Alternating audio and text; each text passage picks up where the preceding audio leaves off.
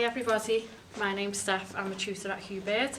So today what I want to show you all is the plaiting technique and the stitch for sewing in hair extensions.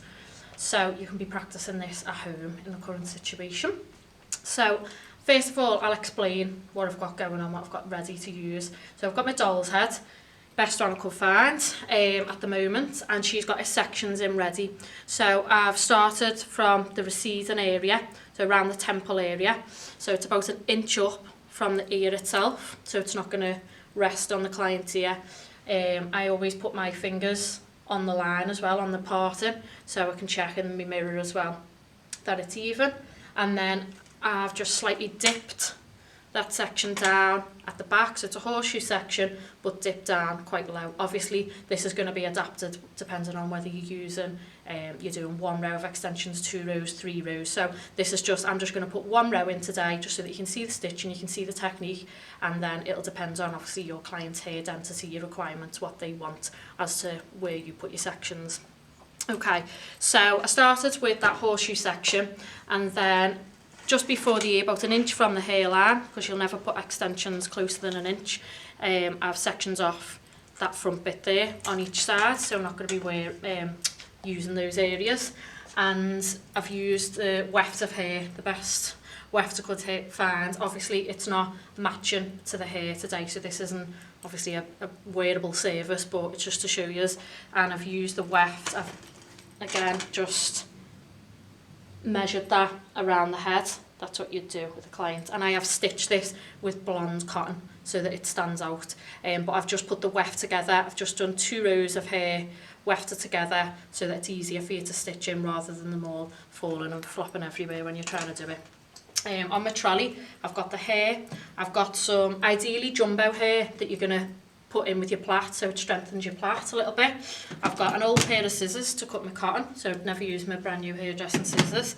I've got cotton, blonde cotton, so it stands out for you on the video. A curved needle, so a needle, you can pick these up in any haberdashery or online, and some Kirby grips. Okay, so all sections off on the top, and I've also put in 2 sectioning clips there just to keep them little baby hairs out of sight. So then when you're sewing with extensions, you need to make sure that, again, your sections are really, really neat, because any of those baby hairs get brought into the plait, it's going to be really uncomfortable for your client. So I'm just going to tilt the head over, so I've got a little bit more of a platform to work on. And I'm going to start by taking, ideally, as I say, jumbo hair. This is just a piece of the hair extension. And you're going to pick up a small, make a small triangle piece of hair at the beginning of your plait, and you're going to just pick that up about the same thickness as the piece that you're going to plait into it. So what I'm going to do is, this is going to be 1 piece of my plait. Obviously, you know, a plait braid has got 3 pieces, and this one is going to make up the other 2.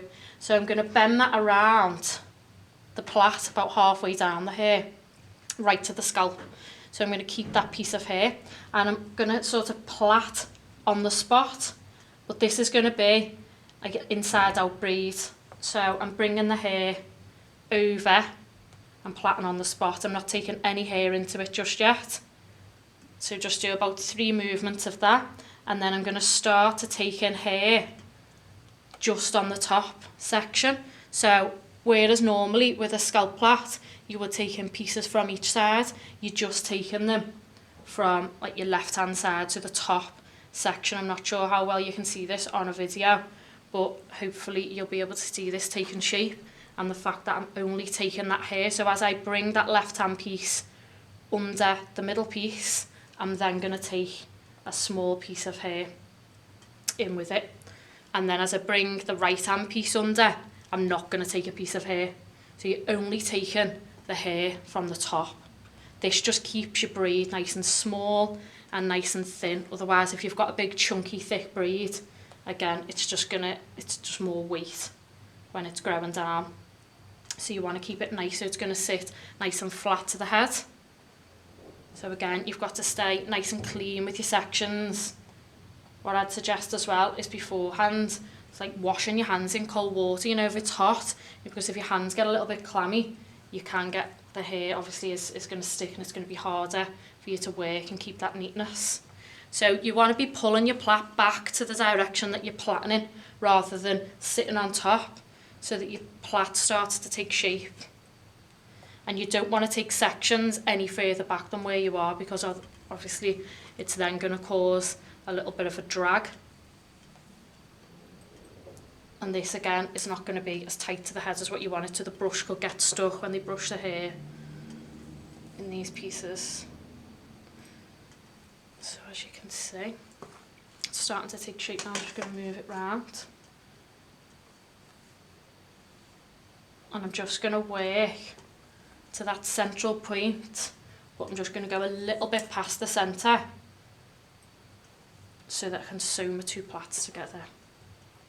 I'm just going to do this side, and then I'm going to come back to you when I've done the other side. Okay, so again, you have got to pull really tight. You want this to be as close to the scalp as you possibly can be. Obviously, you've got to think about your client comfort. Now, if someone is used to having extensions, they will be used to having that little bit of tension. But you would explain to your client, if they were a new client, you would be definitely explaining you will feel a little bit of pull. It's like anything, you want it to be close to the scalp and stay as close to the scalp for as long as possible, otherwise they're going to be back the next week saying that their extensions are baggy. Again, just move that round a little bit so you can see I'm going past where that's slightly dipped down. I'm just going about a centimetre past that point, and I'm going to do the same on the other side as well.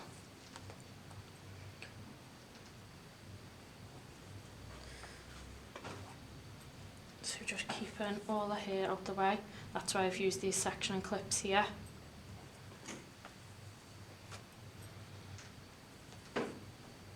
Now this technique is probably the most difficult out of 3 techniques that you'll be getting shown with putting your long-term extensions in.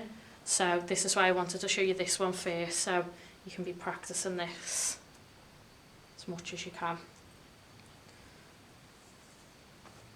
Okay, so I'm just going to do one more piece. Again, you don't want it to go, you don't want to be taking pieces from much further from your plait, otherwise you're going to end up with baggy pieces. So keeping it all nice and tight. I've now come away from the scalp, I'm not taking pieces from the scalp, but I'm just going to plait this down a little bit, just so I've got a little bit to work with. So I'm going to plait about 1 inch away from the scalp.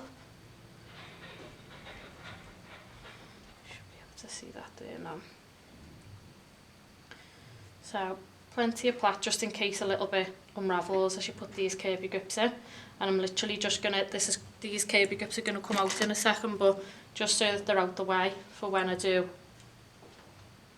my next plait. I put one in, and then I'm gonna move that up out the way, and I'm gonna cross over that one with another curvy grip, so that is out my way. So now what I'm gonna do is I'm gonna plait, do another plait, the same on the other side, and I'm gonna bring that slightly past the centre. So I'm gonna come back to you when I've done that, and I'll show you the stitching for putting them together. Okay?